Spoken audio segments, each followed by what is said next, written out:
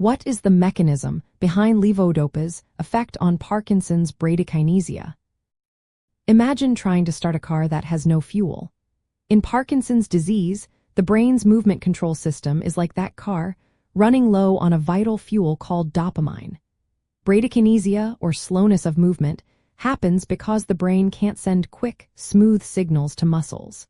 This is mainly because neurons in a part of the brain called the substantia nigra die off, reducing dopamine production. Without enough dopamine, the pathways that tell muscles to move become sluggish and uncoordinated. Levodopa acts like a special fuel that can cross into the brain. And like dopamine itself, which can't pass through the blood-brain barrier, levodopa is a precursor, meaning it is converted into dopamine once inside the brain. This conversion happens mainly in nerve cells, replenishing the brain's dopamine supply. When dopamine levels increase, they activate specific receptors on nerve cells in the basal ganglia, a group of structures that help regulate movement. In Parkinson's disease, the loss of dopamine causes an imbalance between two pathways in the basal ganglia. One pathway, called the direct pathway, promotes movement, while the other, the indirect pathway, inhibits movement. Normally, dopamine stimulates the direct pathway and suppresses the indirect pathway, ensuring smooth and controlled movements. When dopamine is deficient, the indirect pathway becomes overactive, leading to slowed movements and difficulty initiating actions. By increasing dopamine levels, levodopa restores this balance.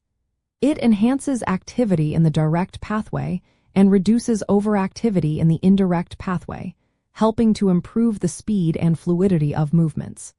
This is why patients often experience a significant reduction in bradykinesia after starting levodopa therapy.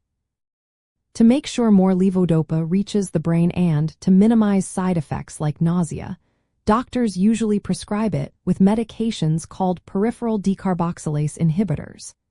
These drugs prevent levodopa from converting into dopamine outside the brain, ensuring more of it gets to where it is needed most. As Parkinson's progresses, the brain's ability to store and regulate dopamine from levodopa diminishes. This can cause fluctuations in how well the medication controls symptoms, sometimes leading to periods of better movement and other times less effective. Over time, some patients may develop involuntary movements called dyskinesias, often linked to long-term levodopa use.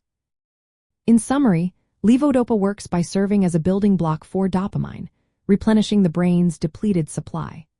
This restoration of dopamine signaling helps to correct the imbalance in the movement control pathways, directly improving the core motor problem of bradykinesia in Parkinson's disease. Always consult healthcare professionals for personalized treatment plans, as individual responses can vary and ongoing management is essential.